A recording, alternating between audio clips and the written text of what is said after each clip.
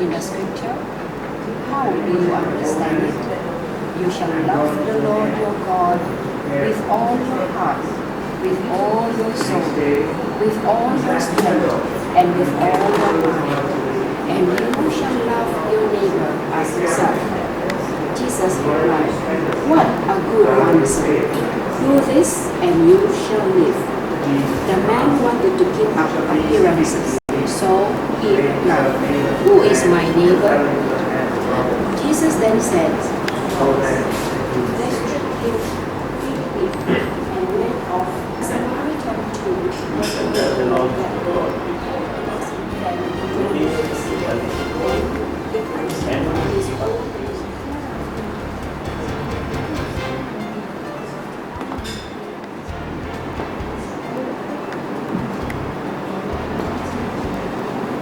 Susan.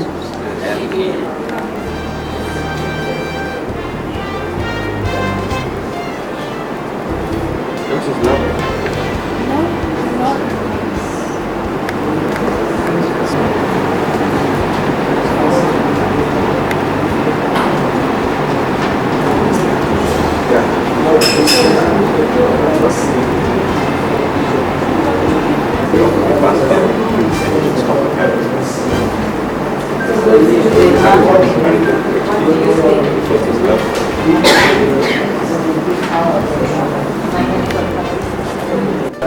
So Jesus is asking this teacher of the law to do something courageous, something which is courage, because to actually go and reach out to your enemy, and seeing the time of need and expecting this and love.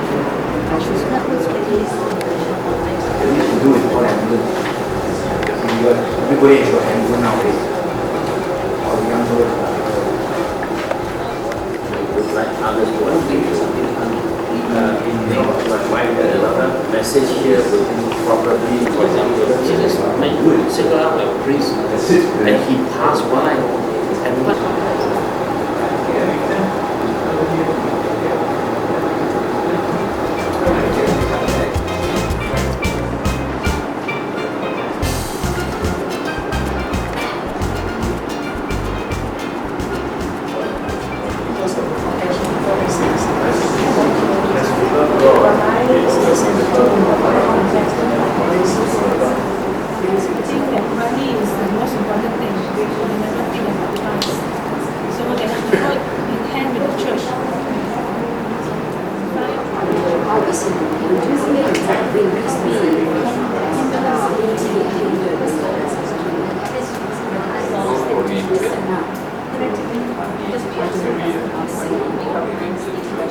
Because those Hindus who died in our home, the Hindu Sangam had set aside some money for the funeral. If it's the Chinese Association has set aside some money to bury the Chinese. And the Catholics don't have a fund to bury our own Catholics. This is Anthony died last night in our home. I'm just saying one little story, to say that we are going through a crisis in one sense, crisis of our faith. Trying to say what is the Lord really inviting us to do. So that's why we do it in that context of our pains and our tears of seeing out of half-dead people. We thought that in this process of today's assembly we will start with the work. And that's why there was no welcome, there was no introduction. And I think your own sharing has opened our eyes a little bit to give us not just light, give us hope, and hopefully will motivate us to translate this faith and hope into some concrete way in which the church can continue loving the way Jesus wanted us to do. So dear friends, when I would try to do this artificial dichotomy between faith and life, between word and witness. And the framework that I want to use is that if you want to move from our words and our profession of our faith, what we believe, our credenda, Latin word which means our creed, to agenda, there seems to be in this parable of Jesus a very, very insightful perspective of how this word and life can only be understood if we begin to bridge this gap. This gap between what I would say in Luke chapter 14, Jesus comes and makes this beautiful vision statement. You know what is the statement? Huh? The Spirit of the Lord is upon me, and I have been sent to preach the good news to the poor. I think those words also symbolize what I can say our beautiful vision statement. In 1997, the church in Jerusalem came together. We had this beautiful vision statement. Same vision of and mission of Jesus. At the other end is finally how do we judge this vision and mission? And we just sang the song, and Matthew chapter 25. And what is it? We will be judged by vision, mission, and what I would call our actions and our accomplishments can only be judged when we have gone through this process. So I would want to focus on how this so-called parable of the Good Samaritan seems to be a parable that is not just giving one main message to some something. It seems to be a fundamental paradigm that Jesus is offering us. A paradigm of what? A paradigm as a paradox. And what is a paradox? What is a paradox? Paradox is something that seems contradictory, but leads us out of God, which is what? Which is stated in the law. You must love your God with your whole heart, your whole strength, your whole soul, and your whole mind. And that integration is what we see enables us to begin to grasp. I want to be with people who love what they're doing for social concern. And by networking and by learning from other groups, then you move away from your comfort zone. I'm comfortable. This ministry takes a lot of my time, but I also want to be with other groups who love what they're doing and where I can learn from what you do. And that is where we draw the strength from each other. So when I saw the topics, I was actually very interested because in the lives of the deaf people, a lot of the struggles invited and I come and be present with us. Some of the real MIT, I mean, do you have coordinate all the designs? I mean, do you have trying to find out what is it MIT does in the church? What does MIHD do? We have all these range and environment and all that. They do their own thing. But what does MIHD do? When we come together, there's a lot of reporting on the sharing, more of sharing. I would not want to use the word reporting because it becomes very technical. It's more of sharing. What are the things that are happening in our ministries under MIHD? Because then we're coordinated. It's important for our chief to know what is happening. We can operate independently. This is important. Any one of the ministries. I'm sorry? Yes, your chief will be one of the to know what is happening, because that could be really support for any need that some of these ministries have under IHD. So I don't recall that being very successful, that the BEC social concern coordinators came. Hilda, you were there once, when you saw the makeup of MIHD, and Jerome was there. Hilda has been part of the MIHD the earlier years. And then there was one part, what was the group called, the one that organized all these talks?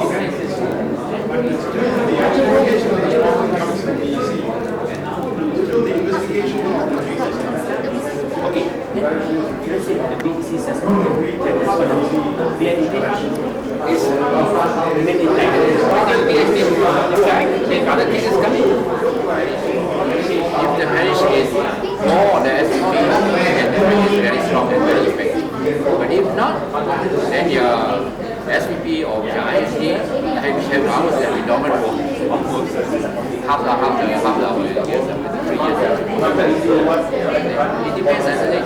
We cannot rely on totally which area we follow. The only follow the very street. Anything else which is relevant? No. So, okay, wait. Basically, the role is coordinating all this. So, the role of the MIHD, if it's clearly structured, the structure we have, or rather the objective of the MIHD, is to basically coordinate the ministry they are now working together, and they do have a number of ministries in the church that comes under the umbrella of the IHD. And I think, as far as I'm concerned, personally, they have a very unique ministry. I don't know whether it's a ministry or an activity. They have Friday meals served to any indigent, anybody who walks into the church on Friday. They get a free meal. Now, we all know that the seats have in the Gurdwaras that kind of a setup where anybody can walk in once a week and have free meal during lunchtime. I think it's on every day. Lunchtime, you walk in, you can get a free meal, anybody. This is the first time I'm hearing one of our churches providing such a service. And they say that it's about 10 or 12 people turn up on every Friday for a free meal. So they are in the category of having started, had problems, sorted out their problems to some extent, and have improved and become effective. And perhaps that's a yardstick for us to look at in the KL South District. I'm sorry? The groups consist of this, as I said, Friday meal, senior citizens, orphanages, migrants, and aged support, and the last one was interreligious. So they got a number of groups. Since we had to deal with all three topics, we couldn't get too much into details.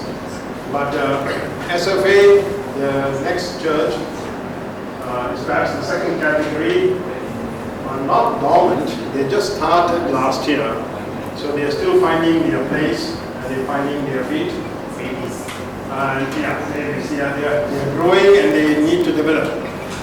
But they have actually some activities which involve migrants, and they look into the basic needs, welfare needs of some of their people in that area. And they believe that they need to create ministries as and when the need arises. At the moment, the MIHD handles as a unit to all the needs where other churches have specific ministries like Ministry of the Poor or Ministry of the Senior Citizens or of that nature.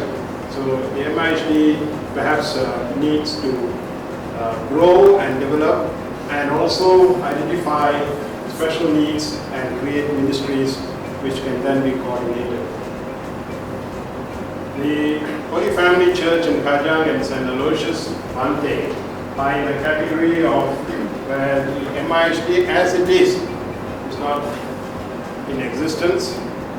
Although I was told by Brother Rogers earlier that the Ministry of Poor in Holy Family Kajang was the nucleus of an MIHD.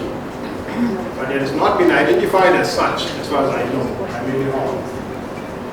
But the basic needs for us, therefore, is to sensitize parish, pastoral council and parish coordinating council to the need for a committee to form a coordinating role in the various ministries that are at the moment existing in the church, which deal with material needs mainly, but also get involved in the prison ministry where counseling and looking after the welfare of released prisoners, finding jobs for them, maintaining a halfway house. All these are part of the ministry, the prisons ministry. And the Ministry of Poor also gets involved in providing tuition and helping children with the school needs and so on. So mainly focus on material needs, but perhaps we need to look in the context of what we discussed today. I need to bring forward for consideration of the PCC and the PPC the other needs, the social needs, the needs for justice, the need for environmental issues to be sensitized among our parishioners and so on. Now, it all depends again on how this is viewed by the PCC. They may feel that the moment they will do the coordinating role, the PCC, that they don't need another umbrella umbrella organization to coordinate this. But I would like to impress on them the need to focus on total human development in the light of the vision and mission statement of our archdiocese, for our church. So that's, as far as concrete steps, that's the first step, to sensitize, to bring back feedback from today's meeting to the PPC and PCC and the parishes to constitute a body called MIHD that will coordinate all these activities that are presently being carried out quite effectively, I say, among the various many parish communities. PJ district, we are made up of SFX, Assumption and St. Ignatius. And practically only covered the first question because SFX had a lot to say and we thought maybe we won't reinvent the wheel and learn from them. So I will just go through with you what SFX does and we will tell you what model we would like to follow. SFX has got quite a few ministries under this MIHD. Okay, they've got REACH, they've got WHEELS, SALT is Save a Life team, and Environment, Crisis Center, SVP, OASIS, or it's a Filipino migrant workers. Okay, they all come under this MIHD. And MIHD, basically, there's a coordinating role for all this. Besides being coordinating, they also conduct their own activities like blood donation, environmental programs, and then the response to East Timor call for help. And they also have the social justice issues where they have invited politicians to give talks. They have, of course, had some problems because I think, as she says, they have the coordinator has already served 2 terms, and so they're having a problem getting a new coordinator. So it has not met for some time, but they are very well established in terms of structures and in terms of activities. We also asked the issue of whether this coordinating role conflicts with the PCC. Apparently there's no issue of this conflict. I think they're quite clear in their roles as far as the Parish Coordinating Council and the MIHD, which also plays a coordinating role. Of course, they have got this own problems which everybody has, which not enough volunteers and people don't attend meetings, and so they've not been able to have meetings for some time. But basically, I think the model compact between OLL, where they have practically pulled everybody under MIHD umbrella as a ministry, and here is a coordinating role. We, with the assumption we discussed, we felt that we would use the SFX role as the model for our ISD if it gets through, because we would see that we could bring in those ministries that play this role of addressing ISD issues, so that it's not only a body that does the work, but rather to give direction or to give it some kind of a think tank that, so that somebody aside from us implementing it will think of what is best for the parish.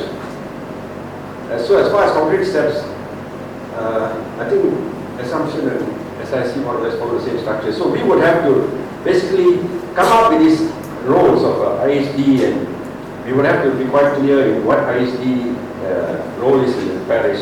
We would have to break it up with the parish priest, with the parish pastoral council before it goes on. Of course, as what John said, the parish pastoral council has to deliberate and see whether it needs this. And if it needs this, then we go on to the parish coordinating council, where in our church we have got 55 ministries.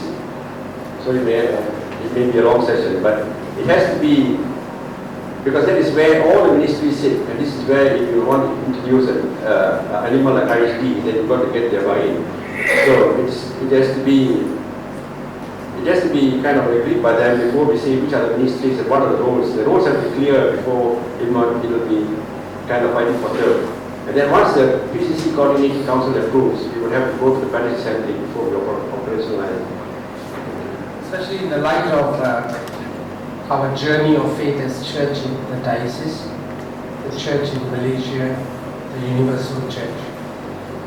What's so special about the month of August? What's so special about the month of August? What do we celebrate? Assumption. Just finished saying end. But what's even more special and great about the month of August is that it's the month of Merdeka. It's the month of where we celebrate our 45th anniversary. And so the church wants us to more and more enter into this spirit. So in our weekly bulletins for this month, the thrust of the church, listening to the voice of the Spirit, is this: the church in communion with society. For the last few months, we have been speaking about communion in our parish, in our PECs, right? Today we are saying, as a result of this communion now, in this month of August, in communion with society. And what a better way for us, and we are celebrating this relationship as a nation with one another, the church and society, where we go back to the spirit of our founding mothers, our founding fathers, where we saw people of different races, religions, who didn't give preoccupation to race and religion, but coming together 45 years ago to seek this sense of self-worth as a nation. Our founding fathers, and behind them and with them too our founding mothers. So I found this very positive. Certainly it has come because the church is listening to the promptings of the Spirit. So this whole month we are reminded that the aim of this journey of faith for this whole month, week by week, day by day, is to understand. And that's what we did, we tried to do, to understand through the sharing, the inputs, to understand and be aware. To understand and be aware that the church is very much a part of society. I was very particularly struck by all these efforts to understand and then to be aware. Yes, in spite of all the struggles, the difficulties that we encounter in our parish or district or even the whole diocese, but there is this awareness, yes, that this communion is taking place more and more. This time around, 17 of our parishes are here with us. So the Spirit of the Lord helps us in this journey to understand more and more what integral human development is all about, to be aware that it is so much a reality in our hearts and in our lives, in our parish, because this is God's work in each one of us. So from there, when we go back to your monthly sheets, they quote the Holy Father. A spirituality of communion implies also the ability to see what is positive in others, to welcome it, to prize it as a gift from God, and finally to know how to make room, not accommodate, not agree, not to force everyone under an umbrella, but to make room for our brothers and sisters bearing each other's burden. So I thought that was really fantastic.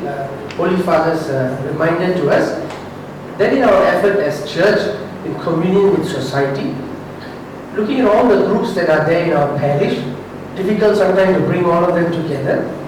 How can we have a mandate? Let's force it on each one and say you must. No, he says we learn to make room, prize, treasure this gift. He goes on. Then from there, in week 1, that means this Sunday when we go to our parishes, week 1, the bulletin for all of our parishes in the diocese is this: the social doctrine of the church. But if the church in communion with society will become real, if we put ourselves into the very heart of the church's teaching through scripture, through the voice of the Holy Father, the voice of our bishops, the voice of the local church. So the whole first week focuses on the social doctrine of the church. And then, in just that one paragraph, one line, founded upon the values of peace, justice, solidarity, and freedom. Not so much merely technical or economic questions, all that we said, handing out, giving. And it is important. But in and through all this, a human and moral question, the person. Then from there we go to week 2 of August. The church helps us focus on, as a result of the social doctrine, the person, the dignity of the person. And then you'll find that when you go about the daily readings, the first reading, the Psalms, the Gospel. More often than not, you will find in the Gospels or even in the first reading of the prophets, somehow they focus on the person, the dignity of the person. Yahweh pays attention to the people of Israel. The prophet speaks about the individual person. Jesus heals the individual person and restores him or her to fullness. That seems to be the readings of the week. So how wonderful, Then from there, when you go to the third week, the church leads us and says, preferential option for the poor. There the focus is on the marginalized, the voiceless. Then from there, when we go on to the fourth week, we continue with part 2, preferential option for the poor. And then the focus there is on tribals, aborigines, who have so often been ignored or left out. And they are there in our community in Kajang, Stapa, Seramban, Pahang, Yoran Aslis. So I found this journey that we made today so much confirmation and encouragement, a reminder and an encouragement by the Spirit of God to say, yes, the seed is being planted, we continue to respond to it. Start with something small. Listen enough, you just keep silence and prepare something from us. When we read the word of God has given to us, definitely if you don't write on all that has been said, all the many words, you open our hearts and minds to listen, and in that moment I also found out this our labor, our love to the Lord, we offer the chalice. So the Eucharist is that. Actions speak louder than words. Go then and do the same. There's one message here is a question. Right? How do I understand it? As a priest, lawyer, etc. And always put myself in my neighbor's position to learn. So these are the main messages that come out from our group.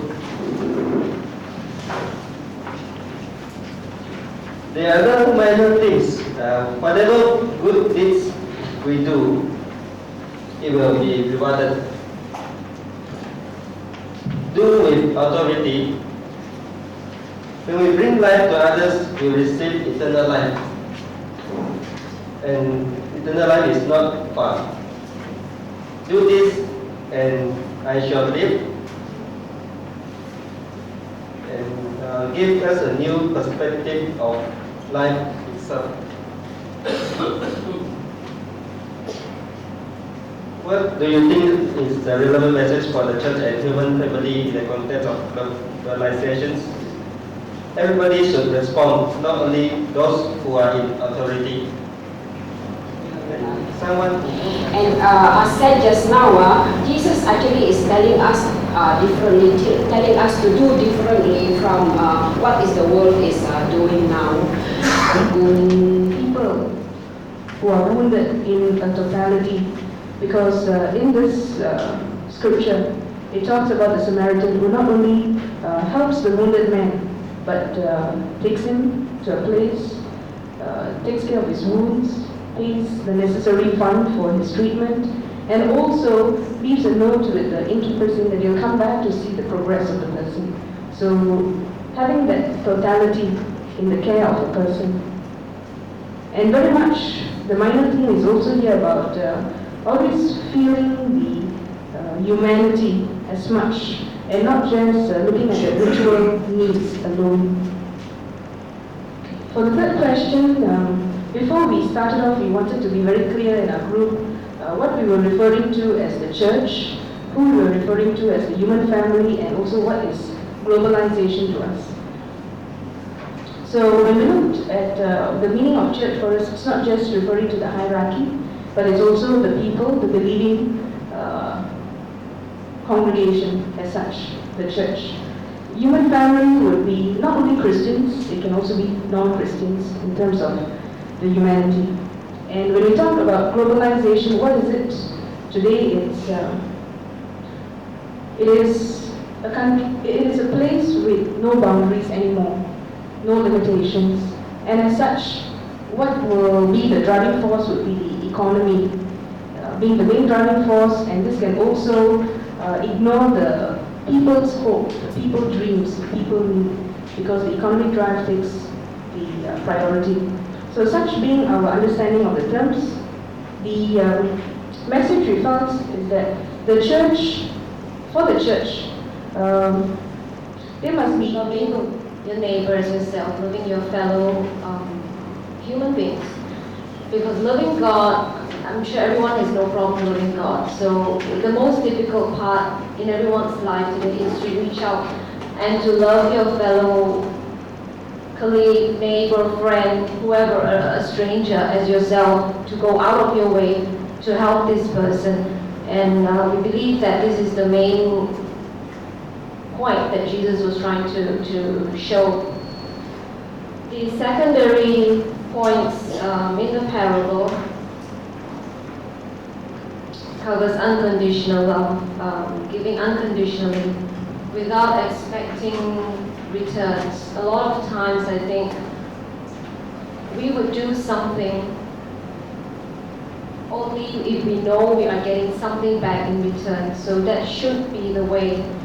And the third thing, the third item, we believe that the church and the parish as a whole should start to look outside of their circles, not just within anymore. In this age of globalization, there shouldn't be any more borders. And BECs, all this was more like a support group. It shouldn't be like that anymore. We should start to look out of our own religion, out of our own faith, to reach out to society. We have to love God first and then love our neighbor. And whatever we do, we must not do it for a reward, but for God. And just now always post, actually we have 6 points here. First one, to do things in a more compassionate way. We feel that compassion is very important. Second, we have to put into practice what we feel from the heart and what we believe. And it's no point just talking and talking. And the third point we discussed was, it is important to help the needy without being asked. Once somebody asks you, it takes away the joy. But at the same time, when we give to the needy, don't take away the dignity of the person, because the person's dignity is very, very important. And the fifth point we discussed was, if we want eternal life, we have to love God first and then love our neighbor. And whatever we do, we must not do it for a reward, but for God. And just now I always pose the question, are you doing God's work or the work of God? And that is for reflection. The second topic under minor themes we discussed is, the first theme is, do not be prejudiced, judgmental, or have a fixed mindset like the priest and the Levite, because you see this they cannot touch blood, so that's why they did not help this person. It's not because they are not compassionate or anything. And the second point we discussed was,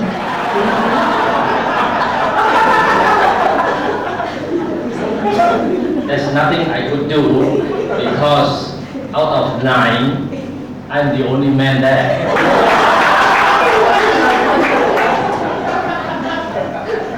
I realized there's no point in arguing. Group 7 discussed at length the main message that Jesus wanted us to know. And we also went into detail why he selected a priest as an example.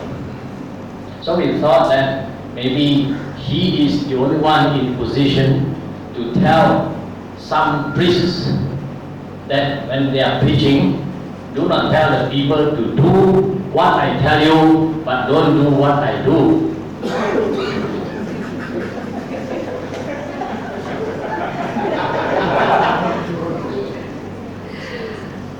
as I think Jesus is in his position to say that to his priests, isn't it? None of us here will dare to say that, isn't it? But maybe there are some priests that deserve Jesus' critique. Maybe, with due respect, His grace is here. Then number two, we also deliberated why he chose a Levite.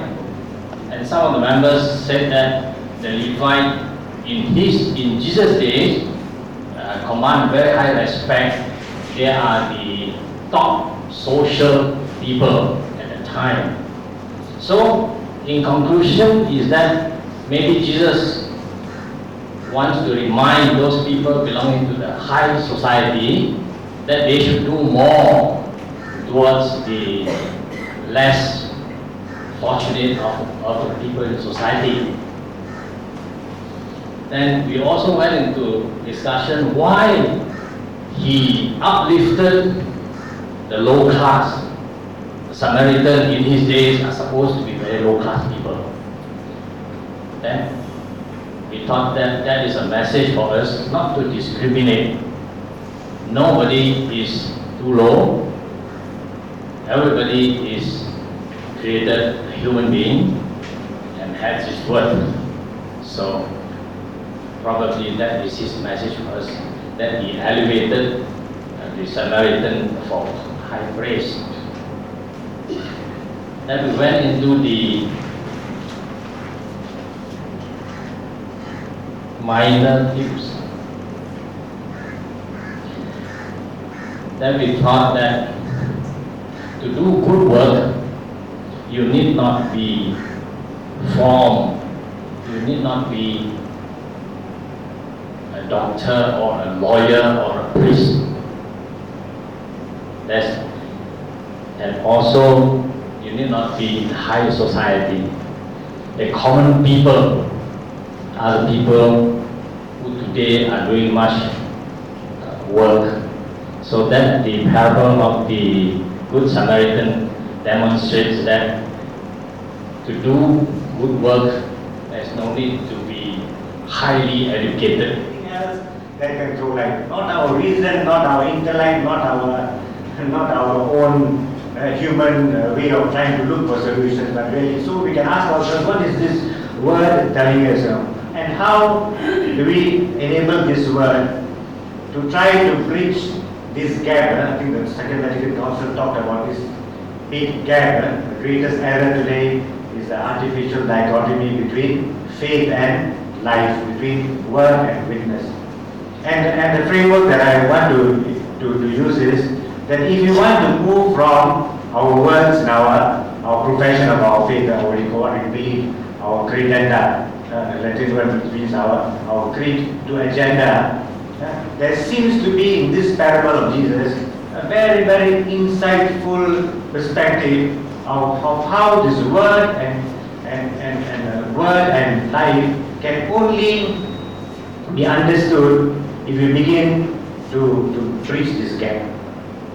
This gap between what I would say, in Luke chapter 14, Jesus comes and makes this beautiful vision statement. You know what is the statement? The Spirit of the Lord is upon me, and I have been sent to preach the good news to the poor. I think those words also symbolize what I can say our beautiful vision statement. In 1997, the church in Peninsula came together. We had this beautiful vision statement. The same law about having to stop strangers having to stop to help strangers on the way. Why did he have pity on this man though he was a stranger? Who is the victim? The neighbor. Who is truly the neighbor? Who is the priest? Why was he in a hurry and passed by on the other side? Who is the Levite? Why did he walk by at the other side? What does it mean to love God, neighbor and self? What is the relationship between these three? I think we can go on asking questions, But I think deep inside these questions, there seem to be answers that we need to ask ourselves. So therefore the first point is, I think we cannot talk of the law without having to renew our lives. We need to review our lives. I think Jesus is asking us a question. What is your understanding? He's asking the lawyer, smart lawyer, what is your understanding? He's not giving an answer. What is your understanding? I think today we ask ourselves, what is our understanding? Secondly, if this is our understanding, we can also ask, these same questions in the context of today's world. And what are these questions? Who is the lawyer today? What are some of the questions that people are asking? Who are the victims today? Who are those left half dead by the roadside? Why have they become victims? What are the processes that are producing so many millions of victims today? Who are the robbers today?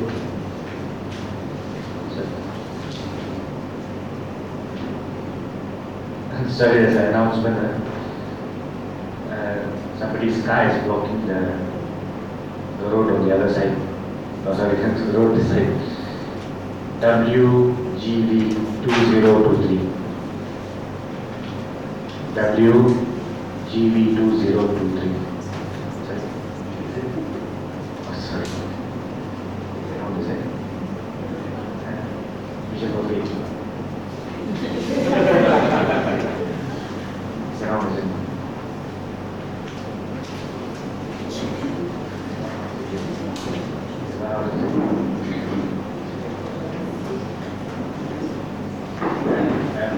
Hilda, that's right. Sorry. So who are the Levites? No, sorry. So who are the robbers today? Who are the robbers? Are we asked to ask the question? Who are the robbers? Who are the priests who walk by on the other side? Who are the Levites who walk by on the other side? What is so attractive on the other side? Why are people in a hurry today to rush off? Why is there a growing tendency to walk on the other side? What is society? What in society today is more important than being ready to help those in need? What are the fears and dangers of those who want to help others in need today? What do you think are the reasons for our growing indifference to the plight of our neighbors? Has pity and love for our neighbors to do with the type of spirituality that people have today? What is the difference between the move to compassion and the promotion of justice? What is the difference between being a member of the Catholic Church and a follower of a compassionate and courageous Jesus? What is the difference between being concerned about welfare and working for the common good in and true advocacy? What is the very fundamental question? What is the relationship between our prayer and worship and the commitment to the love of our neighbors and justice? Who are the innkeepers today? What is their role in society today? What is the difference between the innkeeper and the Samaritan? What is the difference between the innkeeper and the priest and the Levite? What does it mean for the church today? I think we can go on, I can formulate another 120 questions. But I think these questions, hopefully when we ask, we come to some depth at which we can respond to answer the question, why are people today walking by on the other side? Why are people deliberately, unconsciously, not aware, walking by on the other side? I think the answer lies, or seems to lie, in understanding when Jesus asks, how do you understand who is your neighbor? And we can see some indications. I think there is a growing sense of complacency and indifference and apathy today. Why? Why? How can we, day in and day out, read things in the newspapers? A growing culture of walking by on the other side. Why? It's become a culture, it's become a way of life. You know what I mean? And not just in the church and society today. How can people see one group of guys drop $6 billion worth of bombs on 200,000 people just to catch one man? And the rest of the world just keeps silent. What type of value do we have? And what type of religions do we have that never speak about injustice to people today? Very, very fundamental. Another is a growing sense of fear. Growing sense of fear to get involved in other people's lives. Why? The answer seems to be that more and more in society today, there is a rush to move from description to prescription, to move from verbalism to activism. And what happens in the process? We forget the fundamentals of who we are as church, who we are as people of God, who we are as people of the human race. And I think that word is what Jesus said, not the law, but the spirit of the law. And we can call the spirit of the law spirituality. I don't want to talk too much here. I'll come back later on to emphasize how our Holy Father is offering us this new holistic integral spirituality in his most important document, I think one of his latest documents at the beginning of the new. It offers this new evangelization, a new spirituality. And therefore, why are we caught between this description and prescription? What is description and prescription? To move from what? Looking into doing, running from seeing into reacting, rather than taking a more. So fundamental question we ask is there a growing contemplative understanding of what our faith is? Is there a rush to find solutions, instant solutions to deep-rooted problems? I think society today, everybody is looking for instant answers. Instant coffee, instant Maggi, everything is instant. And the famous John Naisbitt says today's culture is so much molded by technology that we look for instant solutions from nutrition to religion. Nutrition to what? We don't have enough food, what do you do? Pop vitamin pills. We go on trying to find, we don't even lead a healthy life, what do? You put on weight, and you can all get all the fat reduced at, what's her name? Juandru. The instant way of losing our instant way of running. I think same thing. One of the most popular books that has sold 6 million copies in the US. I'm sure some of you have them in the library. It's called Chicken Soup. Instant solutions to what? To deep-rooted human problems. The instant nature makes us believe that we don't need contemplation, we don't need reflection, we don't need spirituality. We want to solve things here and now. We will make a map, we make a beautiful vision statement, tomorrow we'll see the answers. But if you get to realize that this whole process of interiority is something that will enable us. And therefore this interiority helps us gradually and slowly to make a difference between what we call the real and the fake. What is the difference between the real and the fake?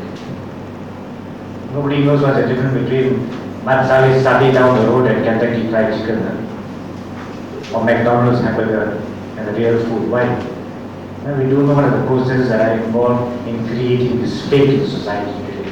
Fake values, they stand up for what? They stand up for truth. We cannot recognize the difference between injustices to millions of people and what is restoring dignity to people. Very, very blurred in line. And because we don't believe in silence and in stillness. We want lots and lots of noise, lots and lots of teachings, so that we think we find the answers to our teachings rather than to a reflective process of life. And the Word of God, I think, moves us to that reflective mode. It's chewing on the Word, is getting into the Word. We also see that there is a very, very systematic way in which people are beginning to get themselves to the little isolated worlds. When there is fear, what do? Get to your little ghetto, get to your little comfort zone, get to your little religious sect. Why? There you will find comfort in a society that is becoming more and more diverse, more and more complex. Once you don't understand, what do? You run to the security of our stable ground on which we stand. And therefore this movement, inability or withdrawal into isolation, and on the other hand, very interestingly, those that don't run away into the isolation, what do? They try to solve the world's problems through anger and aggression. Body suicides, bombs, screaming and shouting, trying to guide the world through our voices and words rather than through our lives. And I think this is becoming slowly a culture of violence, a culture of aggression. as responses to a diverse and complex reality. And therefore we can say that the world today, because the reason why it's running from description to prescription, from verbalism to activism, is because we haven't internalized what it means to take a contemplative position with regard to our faith, with regard to our lives, with regard to our relationships. And that's where the parable comes out so clearly that it was because the Good Samaritan was able to bend down, pour wine, pour water, he was able to get his ears close to the heart of the half-baked. And unless and until we assume that he didn't just read law, he read what? He answers Jesus' question, who is our neighbor? The neighbor is someone whom you recognize what? In your heart needs God's love. So we cannot, it looks as if we cannot separate the love of God from the love of God. It flows from the love of God, and that is why it shows itself. So we ask ourselves, is there a gradual way in which there is a growing sense of the eclipse of the sense of God? Our Holy Father says that the world today has closed its eyes to humanity, has lost its compassion. Why? It has lost the sense of the divine, the sense of the sacred, the sense of God. And therefore, there seems to be in this call for so-called pastoral planning, pastoral renewal, contemplative position. And then we will be saying, then we will be able to say, then in this silence, in this stillness, we can hear or listen to the call within. And once the heart vibrates with the call of God, the hands reach out in compassion, in pity and mercy. We see also on the other side of the road, Samaritan reaching in compassion. On the other side, we find this ongoing verbalism and activism. And what is verbalism and activism? I don't know whether it's symbolized by the hands reach out in compassion, in pity and mercy. We see also on the other side of the road, Samaritan reaching in compassion. On the other side, we find this ongoing verbalism and activism. And what is verbalism and activism? I don't know whether it's symbolized by the lawyer, by the priest, by the Levite, where we ask ourselves, what is the position? I think Dr. Andrew's group, they all touched a little bit on who's the Levite, who's the priest. Is it a process of trying to separate our so-called words of scripture and our worship from the real involvement in the witnessing life? I don't know whether it's a coincidence. Our Holy Father in this document, the church in Third Millennium, he makes a very, very powerful and very frightening statement. He says there is an intimate relationship between our self-understanding as church and our growing awareness of the complex and diverse realities of our lives, of our people in Asia. Is he saying it is only when we begin to get down to listen to the voices of the half-dead, the half-neglected, the downtrodden, will we bring new meanings to experience the Word of God in our lives, and hopefully that Word of God will help us to celebrate our sacraments. Today when we talk of sacraments, people talk of giving and receiving sacraments. But we forget the more fundamental meaning of sacrament. We are all called to be sacraments. Sacrament is not receiving and giving. It has to do with sacrament. I don't want to talk about theology of Vatican II. I think what I'm trying to say is that there seems to be this understanding that the Word will only come real to us when there is ultimate openness to God in our lives. And that's why Jesus says so symbolically, which very often is neglected, that we cannot love God and neighbor without loving ourselves. And this brings me to my next point, that renewal can only begin when we recognize what is our vocation. Vocation as Christians. Sometimes in my classes I ask This is on from St. John. St. John. Yes. Andrew Chu from the Catholic Doctors Association. Good shot at that. Yes, from Brazil and also from St. John's Parish. Josephine from Brazil and Harry Richard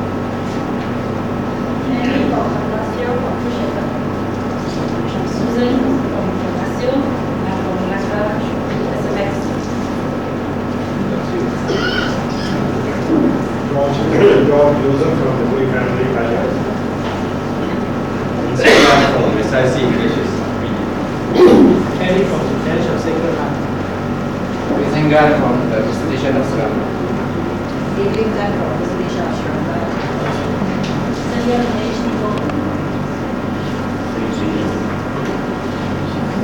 Florence from PIHD, SIC. Leslie from PIHD, Holy Family Church, Kacang. Vilas from St. John's. It's from Jayeshwara Community Center, which is the Social Communications Office of the Diocese. Parish Assumption. So the contact that I with are mostly Christians and Catholics, but they are my friends who are with the others. So I think it's a very good opportunity for us to be here, to let ourselves be exposed with people like you who are really involved with the poor and the marginalized. And we are also trying to see how we can really see how we can move as one body, not as our own group, but together with those of you who are already very much involved with the HIV or the AIDS or the world. So I think that I speak for myself too, although I have participated to these kind of sessions before, I feel that there are lots more of us, there are lots more things that we have to be aware, especially in terms of globalization and also what we, the church, are doing for our young people, for all those who need us. I think that this morning we heard what Brother Rogers said about our faith and our life. Sometimes really there's a great gap between these two, and I think it's very important for us to really understand how we can bridge this gap. Of course, you spoke of contemplation, speak of how Christ lives in his time, but sometimes we need certain maybe certain clear directions and clear ways on how we can move together. Yes, I believe that we all need to be personally transformed, but I think that as a people we also need to go together.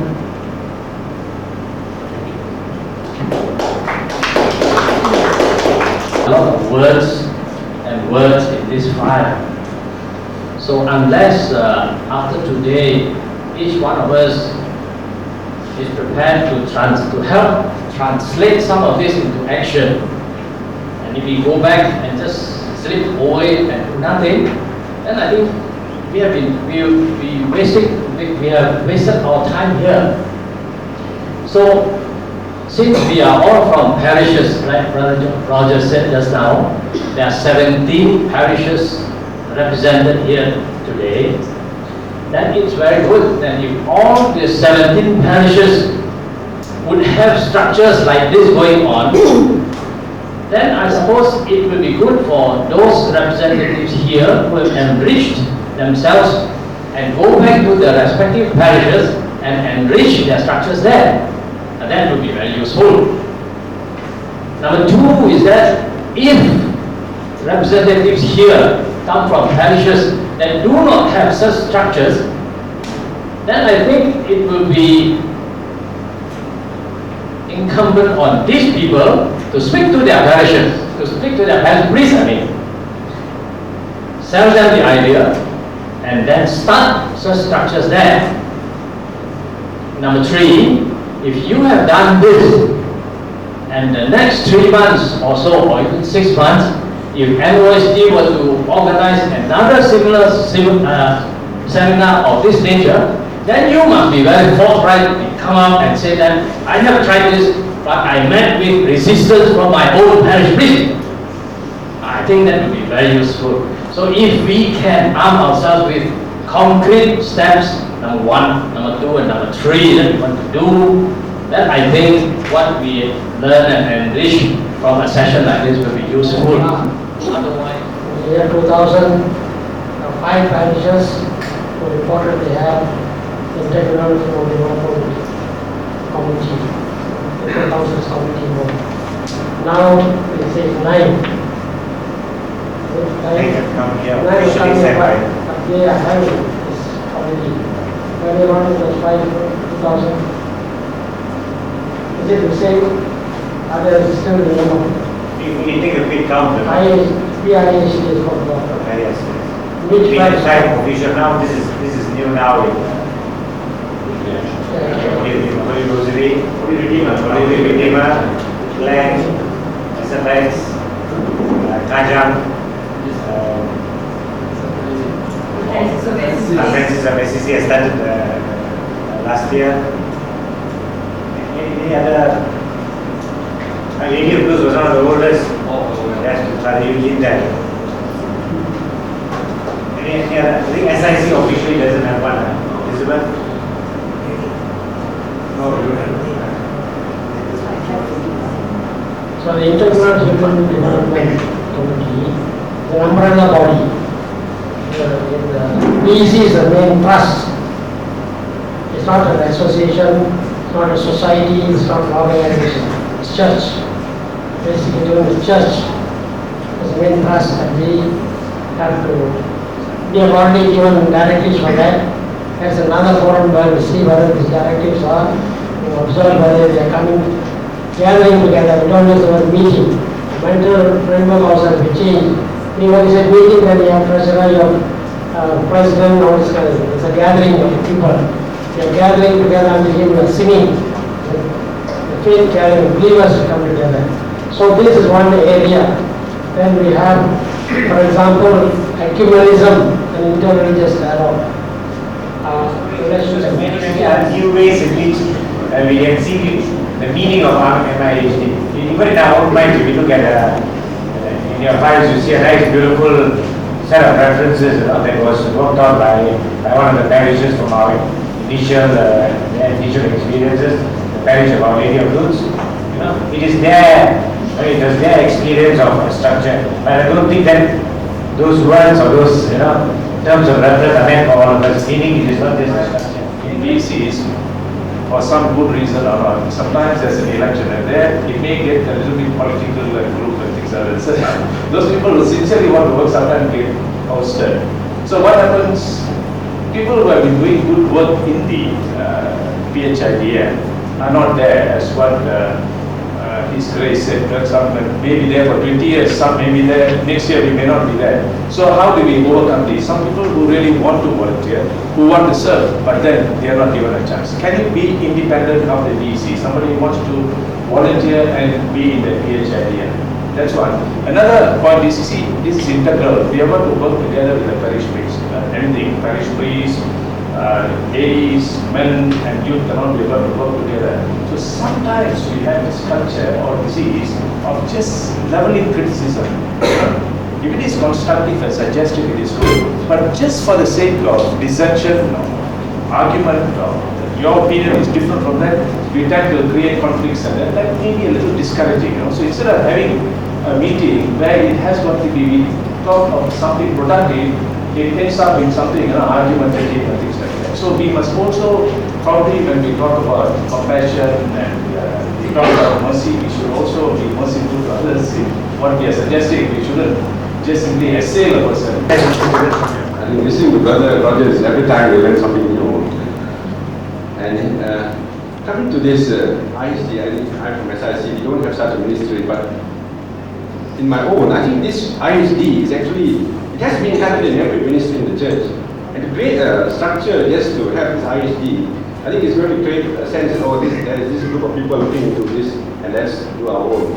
So, and that is why there's this insights this morning that he came up with this paradigm of the paradox, and that is something I want to forget. Okay, you have a lot of people who say, I love God, but don't come and ask me about BC, because they go to church every day, that's all their job is. But they don't come and talk to them about BCs. So this kind of culture where that I've done my spiritual duty, don't talk to me about BCs, because we have been going around our BCs trying to do this formation. A lot of them they say that, oh no, I go to Mass, automatically I should be able to have this spirituality, but we don't find it. We have always this problem of lack of participation in BCs. But I would just like to throw something here, because at the moment the Archdiocese is a very powerful media where they meet, where they reach the BC gatherings, and that is the reflection paper. And of course, there are two ways. One is to meet, to reach the people at large, and the insights that this morning we heard about, the cry of this NOHD, where a lot of people, because I think a lot of us live in isolation. I mean, we have a lot of our main source of information is CNN and all this media, which, we don't see the other part of the story until we get things like coming out to the election paper that tells us the other side of the story, like what Bishop was saying, that 50% of the marriages in Malaysia are ending in divorce. These kind of shock statistics can actually help us when we go into gathering and see what can we do to avoid this. And I think we need those kind of information, because the only information that we get is that bombing Iraq is very good for the country and very good for America and very good for everybody else. And you don't get the other part when you say, there's $2 billion worth of just getting to one man, trying to get rid of one man. I think those are kind of insights which people need to look on the other side, what is actually, because we always read the papers and that's what we accept. We don't take a lot of trouble to see what is in between the lines. But what I'm proposing here is there are two things. One is, the NOHD has, like in our case, we have such a thing as every year we go on a planning session with the PPC, with the planning team. We plan for the next year, and very often what ends up is that we have a lot of events, a lot of celebrations that we conduct. But I've noticed that it's all internal. We look after our own parishioners. Very seldom is outside the church. We do not plan to meet this kind of human development needs. All we need is, we get some parish celebration, everybody comes together, the numbers are very good, we have successfully organized a session. Similarly, we have family day and all this stuff, and all this is just to get the numbers, and we say they've done a very good event. But is that what the whole vision of the church is? And I think like this is educate people who are in the councils, like especially this session should be actually made at the church level. We give them a broader perspective of what the church is. This faith and life is been talked about so much, but it's only a paradox, like, it is, but it's very difficult to carry out the action.